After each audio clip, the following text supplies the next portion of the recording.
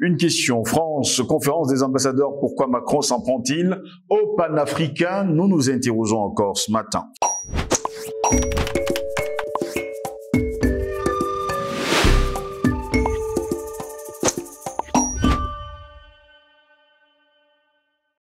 C'est toujours un réel plaisir de vous retrouver sur Panafricaniste TV. Mesdames, Messieurs, bonjour, bienvenue à toutes et à tous à cette édition de Parole panafricaniste. Emmanuel Macron a exposé lundi dernier aux ambassadeurs français réunis à Paris ses priorités pour la politique étrangère de la France dans un contexte international difficile avec une guerre en Ukraine qui s'enlise et une diplomatie française très critiquée dans plusieurs, pour ne pas dire dans la majorité des pays africains. À l'occasion de la conférence annuelle des ambassadeurs et ambassadrices lundi 28 août dernier à Paris, Emmanuel Macron a tenté de fixer le cap de la diplomatie française dans un contexte international des crises aiguës au premier rang desquelles il parle justement de la guerre en Ukraine et le recul de la démocratie, mais surtout, il pense également à ces panafricains qui, jusqu'à preuve de contraire, ouvrent les yeux, on va le dire ainsi, aux Africains.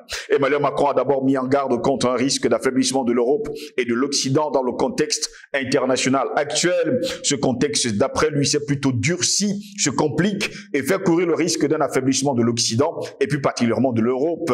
Il dit de notre Europe, a-t-il déclaré devant les ambassadeurs de France, citant notamment l'émergence de nouvelles grandes puissances internationales. Une question cependant, quelles sont justement cette émergence des grandes puissances internationales?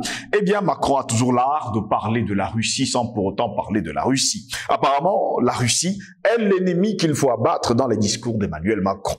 Face à cela, l'Union européenne doit accepter plus d'intégration, voire plusieurs vitesses pour évoluer sur les sujets essentiels, a-t-il poursuivi. Je peux témoigner aussi assez aisément qu'une Europe à 27, c'est assez compliqué à faire évoluer sur les sujets essentiels, a-t-il déclaré, jugeant que ce ne sera pas plus simple à 32 ou à 35, dont il nous faut une certaine audace pour accepter plus d'intégration sur certaines politiques, peut-être d'aller d'ailleurs plusieurs vitesses de cette Europe.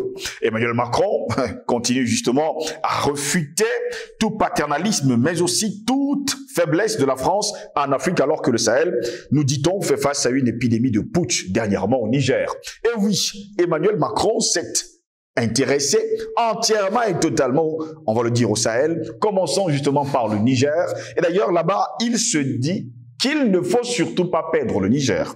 Mais il déclarait, je cite, ni paternalisme, ni la faiblesse, parce que sinon, on n'est plus nulle part. C'est quoi le paternalisme?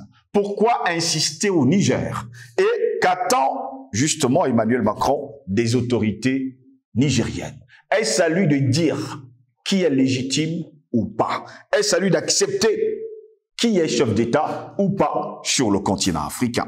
D'ailleurs, Emmanuel Macron insiste, appelant aussi les pays du Sahel à avoir une politique responsable en la matière. Il dit, et je cite, « La faiblesse que d'aucuns ont montrée à l'égard des putschs précédents a nourri des vocations régionales. Il y a une épidémie de putsch dans tout le Sahel. » C'est pas moi qui le dis, c'est lui qui l'a dit.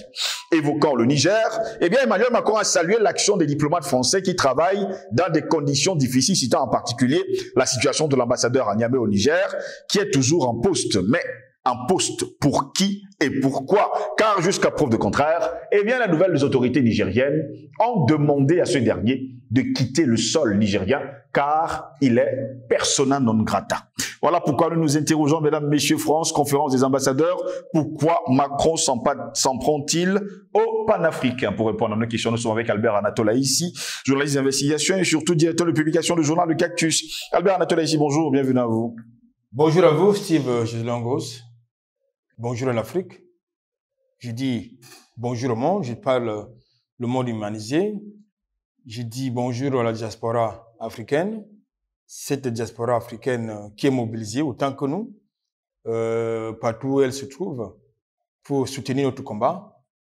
Je salue les Africains de Mayotte, de la Martinique, de l'île de la Réunion, de la Nouvelle-Calédonie, j'en passe.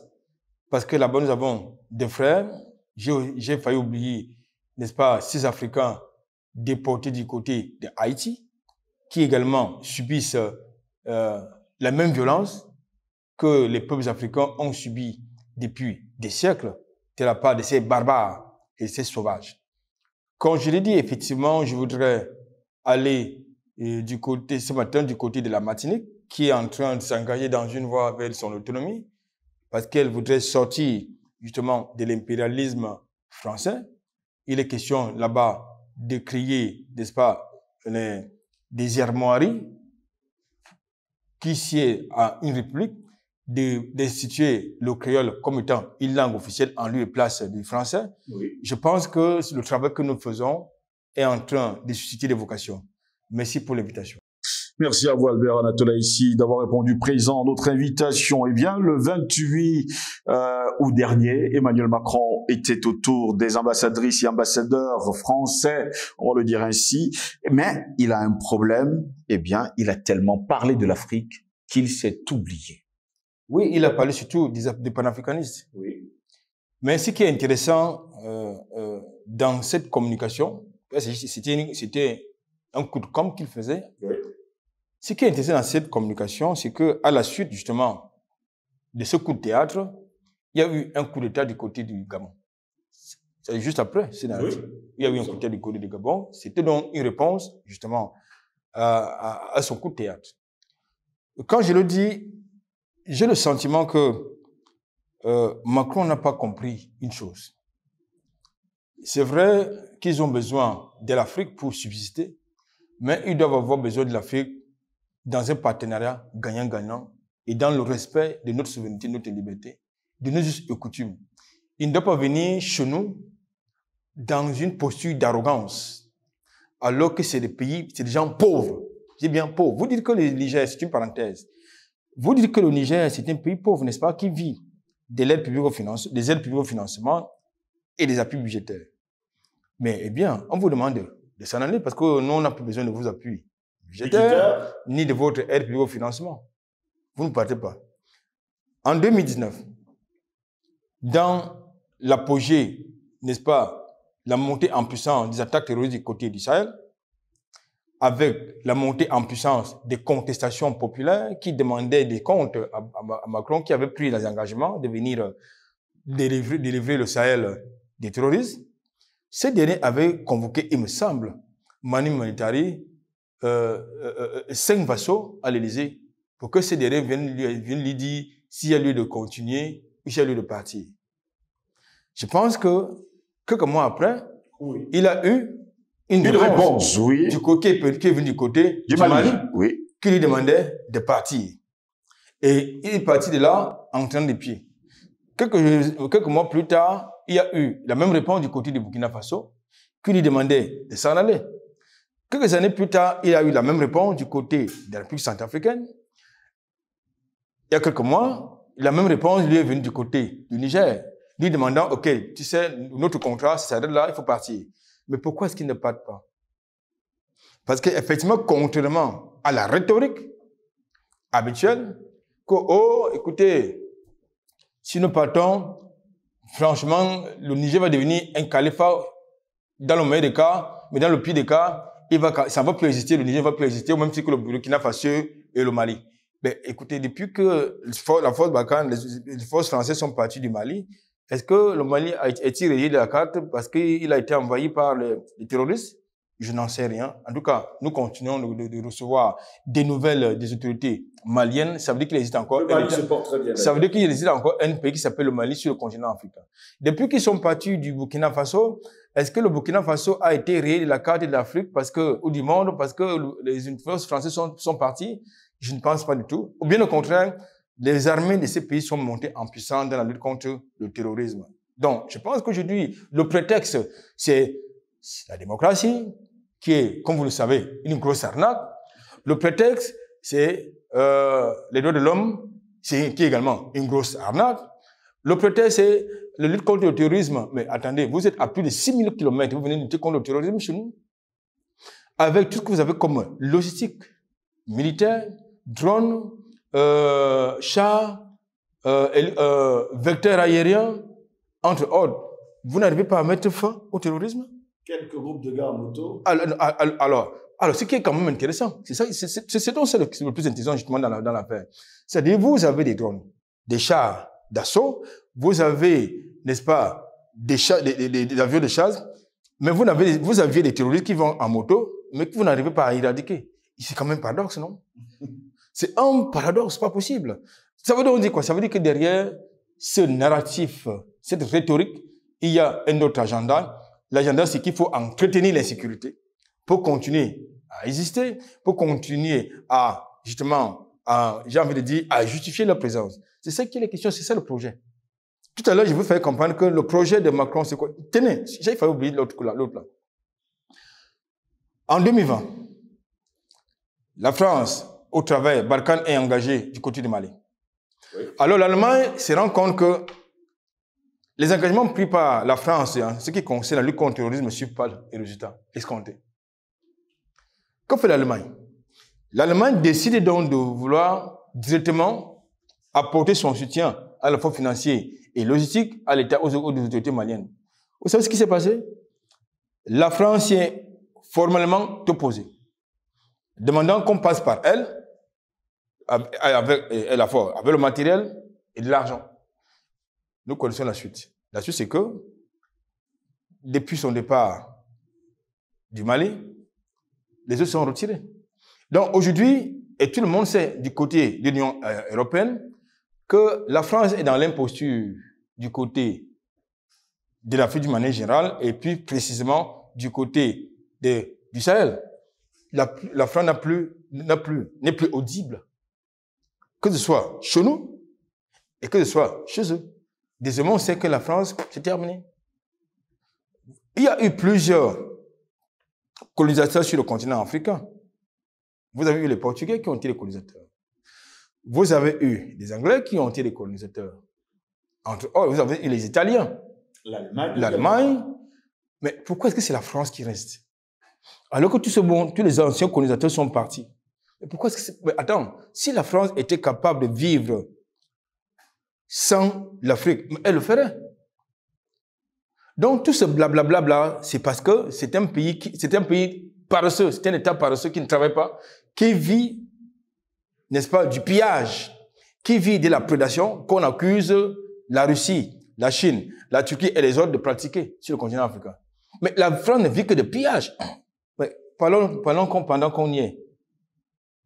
Mais que s'est-il passé avec l'uranium du Niger? Que s'est-il passé avec l'uranium gabonais? Que s'est-il passé avec l'uranium centrafricain? Qui pillait? C'est la France, naturellement. Donc, c'est pour vous dire que ce pays, et tout à l'heure, je vous indiquais que depuis cette crise diplomatique entre le Niger et la France a dégringolé de la 6e à la 9e place de fournisseur, de producteur mondial d'uranium. Mieux, son PIB est en train de s'effondrer. Et pendant ce temps, la dette est énorme, Albert Anatole. Plus de 3 000 milliards de dollars, d'euros. Plus de 3 000 milliards d'euros. C'est beaucoup. Nous sommes que, c'est le début du commencement. C'est le début du commencement. Donc aujourd'hui, il est donc question de jouer le va-tout sur le continent africain. Maintenant, pour revenir à la thématique, pourquoi est-ce que Macron s'en prend-il aux panafricanistes? Mais parce que nous, les panafricanistes, nous anticipons. Nous déconstruisons le discours porté par les experts, n'est-ce pas, du dimanche, qui écument les plateaux télé d'ici ou ailleurs. Nous déconstruisons la rhétorique portée par le Quai d'Orsay ou l'Élysée, et nous assurons la conscientisation du monde, du peuple noir et des Africains. Et plus précisément de la jeunesse africaine. C'est ça la réalité. Et que nous avons le courage de leur dire cette vérité. Que, faites gaffe, ils ne sont pas là parce qu'ils nous aiment, parce qu'ils nous veulent du bien. Ils sont là parce qu'ils veulent nous tuer, ils sont en train de piller nos ressources. Ils ne veulent pas qu'on s'industrialise. Pourquoi? Ils ne veulent pas que l'Afrique s'industrialise parce qu'ils veulent que nous demeurions, pour eux, un marché de consommation qui va pouvoir faire tourner leur économie, leurs industries. Pourquoi? Parce qu'ils estiment que l'Afrique, c'est leur avenir, c'est-à-dire ils ont l'influence. La preuve, c'est que Macron vous dit à la conférence, n'est-ce pas, des ambassadeurs, que si nous quittons, nous perdons le Niger, nous ne serons plus nulle part. Ça veut donc dire qu'ils ont des projets de rester et non de partir. Nous avons donc le devoir, nous, les patriotes nationalistes, les panafricanistes, nous avons le devoir de les dégager. De gré ou de force. Moi, j'ai l'habitude de vous le dire, S'il arrive aujourd'hui, n'est-ce pas, que nous soyons dans l'obligation de s'engager dans une mobilisation générale, moi, je prends les armes. Je vous le dis, face au micro, je dis, je prends les armes pour combattre. Je ne peux plus accepter. Je ne peux plus accepter que des imposteurs, des criminels perpétuent le crime sur le continent africain et sur le peuple africain sans qu'on ne fasse quelque chose. Ce qui s'est passé en Côte d'Ivoire en 2011, ce qui s'est passé en Libye en 2011, on ne peut plus accepter que ça se répète sur le continent africain. C'est pour ça que je vous le dis, qui tire une seule balle, un seul coup de feu du côté Niger, franchement, ils vont comprendre que, en fait, c'était pas ce que nous disons, le discours que nous tenons, ce n'est pas du blablabla, ce n'est pas des jeux. Parce que nous savons qu'ils ne sont pas dans un jeu. Nous savons, nous ne sommes plus non plus dans un jeu. Nous savons que nous sommes dans la guerre. Et cette guerre, elle est à la fois médiatique et il est possible qu'elle se transporte sur le terrain militaire.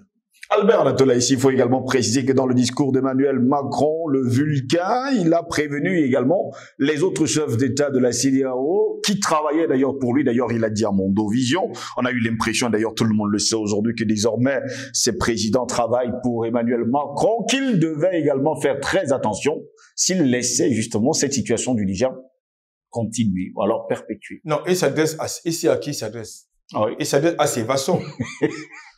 Je les cite. Pour certains, il s'adresse à Nana Akufo-Addo, oui, à Ouattara, à Macky Sall, à Talon, éventuellement l'agent de la CIA toxicomane qui est du côté du Nigeria. C'est à cela qui s'adresse. Ambalo Sissoko n'en fait pas partie? Voilà. Omaro Ambalo Sissoko, il en fait partie également. Donc, je pense que ici à qui s'adresse, mais sauf que son discours, comme je l'ai dit, n'est plus audible. Il sait ce qu'il leur doit. Je veux dire, ils savent ce qu'ils le doivent. Mm-hmm. Les autres ne lui doivent rien du tout. D'ailleurs, il me semble qu'il a dit qu'il n'avait pas d'amis. Il l'avait déclaré haut et fort. Qu'il n'a pas d'amis. Au moment où le vassal d'Abidjan disait que Macron est son ami. Mais il lui a répondu à lui faire comprendre qu'il n'a pas d'amis. Donc, alors, sur quelle base on peut discuter avec un criminel, un sataniste, un buveur de sang? Macron, c'est un buveur de sang. Quand il dit je ne suis pas excessif, c'est lui qui l'a dit qu'il est Jupiter. C'est-à-dire qu'il va placer son mandat sur le premier mandat. Il va placer son mandat sur le site de Jupiter. Deuxième mandat, il dit qu'il va devenir Vulcain. Et Vulcain, c'est quoi? C'est le feu, le sang. C'est-à-dire que la destruction, oui, l'apocalypse. Ça veut donc dire qu'en réalité, c'est quelqu'un qu'on ne doit pas respecter. On doit le prendre comme tel, le traiter comme tel. On n'a aucun droit de le respecter.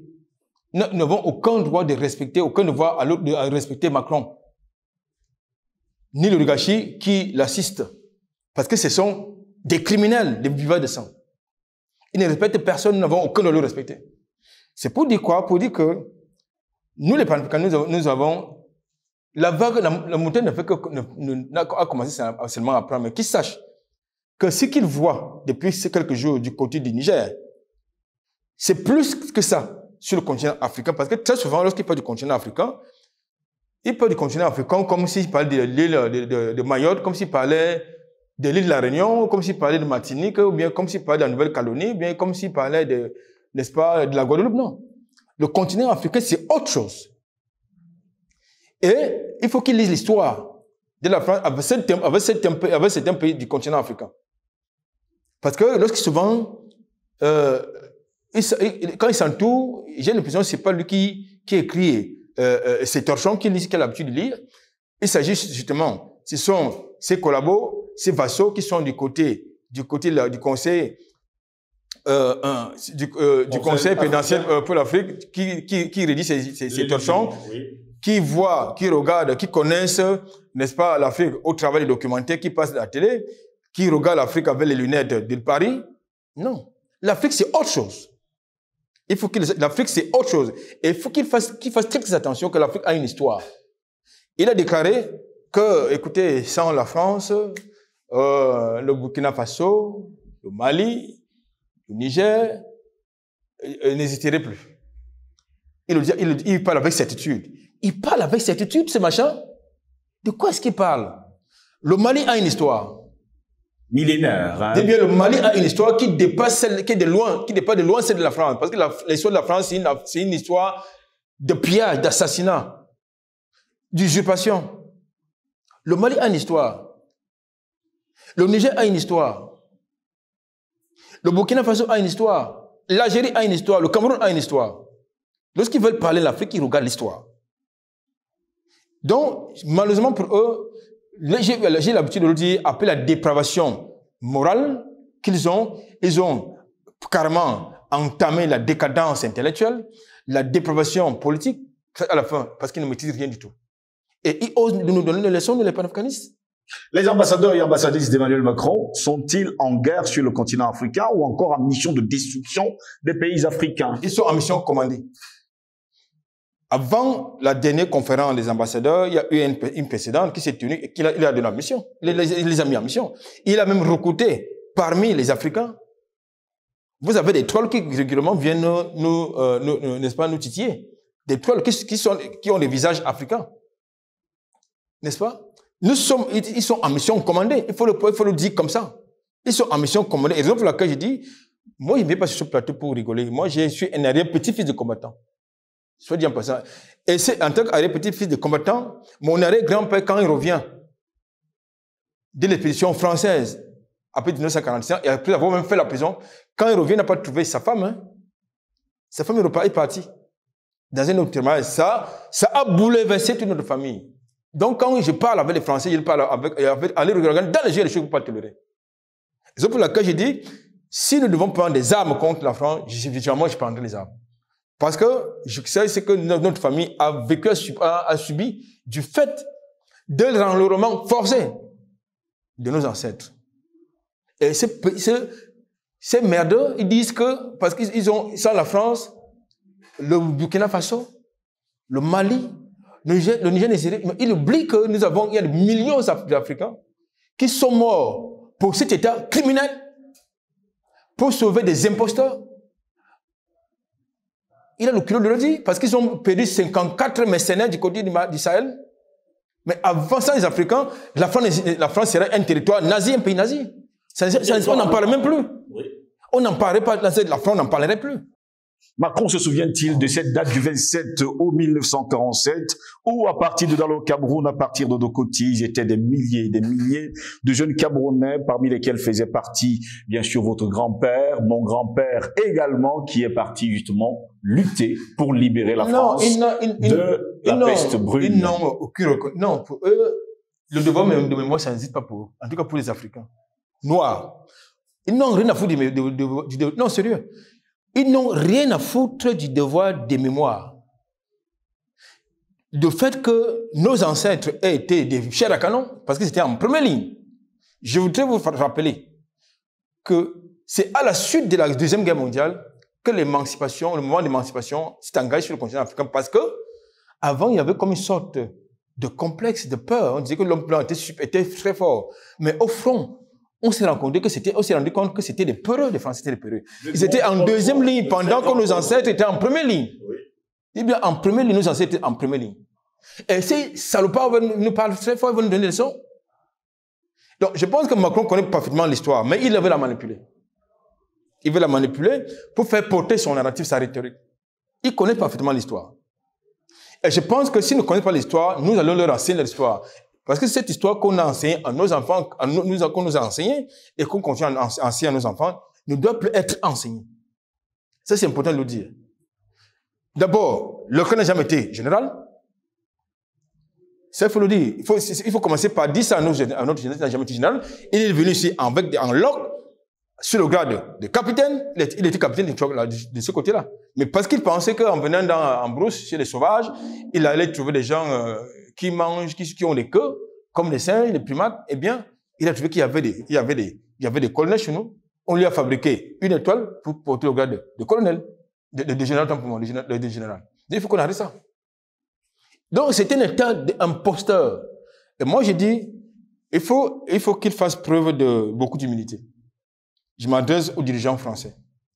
Il faut qu'il fasse preuve d'humilité parce qu'aujourd'hui, il porte le narratif il porte la rhétorique de sentiments anti-français sur le continent africain pour vous donner à penser que les Africains n'aiment pas les Français, mais ce qui le contredit, c'est que vous avez, n'est-ce pas, des mariages mixtes africains-français. Ça veut dire qu'ils manquent déjà. On les accueille d'ailleurs sur nos territoires sans pour autant s'embêter. Mais pour l'instant, ils sont accueillis, quelquefois ils violent nos filles, on les laisse faire. Ils pillent nos matières premières, on les laisse faire. Mais si, comme j'ai l'habitude de le dire, il y en a qui vont me trouver certainement très radical, moi je le dis parce que par rapport à l'histoire de ma propre famille, du fait de l'engagement, de l'enrôlement de mon arrière-grand-père pour aller combattre pour la France. Alors je le dis, c'est continue comme ça. Effectivement, il va donc avoir ce sentiment anti-français sur le continent africain. Et merci à vous, Albert Natola, ici d'avoir été des nôtres. Je ne vais pas également oublier de donner cette information à tous les Français du monde entier et à tous les Africains de faire un tour dans la capitale économique du Cameroun, Douala, précisément à Bonandio, au plateau Dios, à la chambre de commerce de Bonandio. Vous verrez bien sûr encore cette épitaphe qui reste gravée depuis 1945. Ici est née la France libre. Je le dis à qui veut l'entendre, vous n'avez qu'à venir voir et vous saurez justement que c'est à partir du Cameroun qu'est parti le 27 août 1945 l'un des plus grands contingents pour aller sauver la France de la peste brune. Mesdames, messieurs, vous le savez, nous vous aimons beaucoup et vous également, nous vous demandons juste beaucoup d'aide. Vous connaissez justement comment nous venir en aide financièrement pour continuer la lutte. Nous avons besoin de vous tous. Tipeee et toutes les formes de financement. Vous n'avez qu'à regarder sur nos pages Facebook et sans oublier YouTube. Vous le verrez justement en bas, les formes de financement pour nous venir en aide parce que sans l'aide, sans justement de financement, nous ne pourrons pas faire ce que nous faisons tous les jours. Merci de nous avoir suivis. Au plaisir de vous retrouver très prochainement. Nous vous souhaitons une agréable journée.